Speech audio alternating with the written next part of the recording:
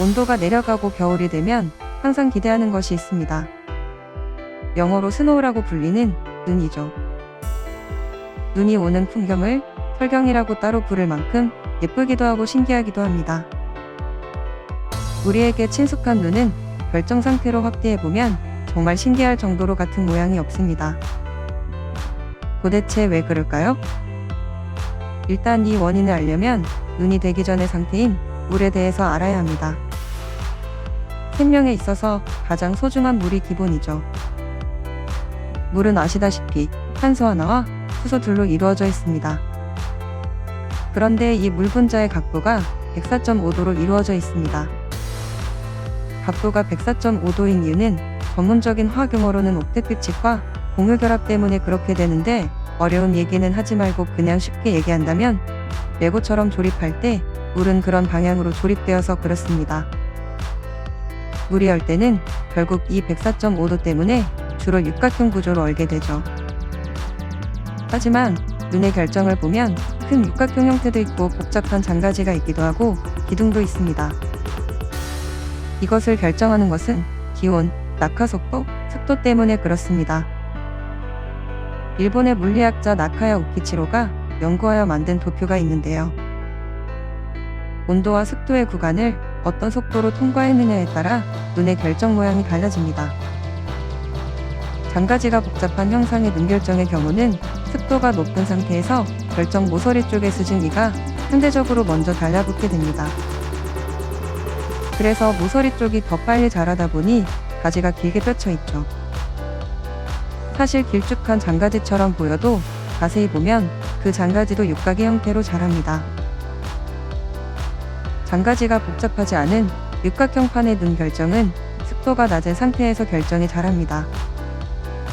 모서리든 면이든 천천히 수증기가 붙다 보니 균일하게 자라서 육각형처럼 커지게 되죠. 그러다 보니 넓은 육각판 형태로 계속 자라나게 됩니다. 육각기둥과 육각바늘의 형태는 아직 정확하게 알려지지 않았지만 기압처럼 압력이 영향을 주는 것으로 보고 있습니다. 장가지와 육각판이 혼재된 눈 결정이 보인다면 그건 온도와 습도의 구간을 바람에 날리면서 왔다 갔다 했을 가능성이 높겠네요. 대략 요약을 한다면 습한 날은 장가지형이 많고 건조한 날에는 육각형의 형태가 좀 더 많이 보입니다. 경우에 따라 기압의 변화가 있으면 육각기둥이나 육각바늘 결정도 올 확률이 높아집니다. 그렇다면 왜 똑같은 모양의 눈 결정은 하나도 없는 걸까요? 그건 눈이 하나하나 형성될 때 온도, 습도, 낙하속도와 압력이 모두 다 동일할 수 없었기 때문입니다. 눈이 만들어져 내릴 때 같은 위치가 아니므로 아주 미세하게라도 조건이 다 틀려져 버립니다. 같은 위치에서 같은 모양으로 자랄 수 없게 돼버린 거죠. 또한 최근 연구에 따르면 얼음이 형성될 때 육각형을 만들기 전에 일시적으로 오각형이나 칠각형의 모습까지 보인다고 하니 눈의 결정 모양이 똑같을 확률이 점점 더 멀어지게 됩니다. 사실 눈 결정 잘하는 것과 얼음이 생성되는 것은 유사합니다. 비누방울이 낮은 온도에서 얼음 결정을 만들어내는 영상을 한번 감상해 보시죠.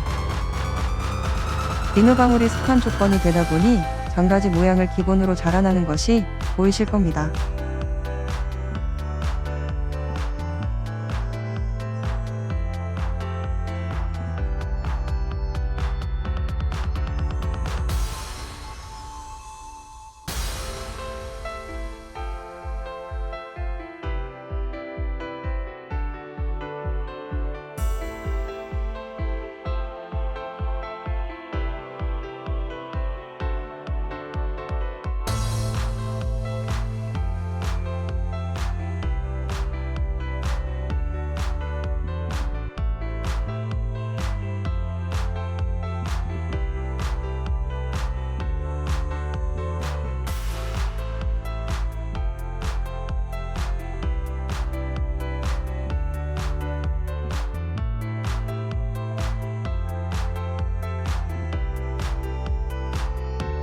재밌게 보셨다면 구독과 좋아요 부탁드립니다.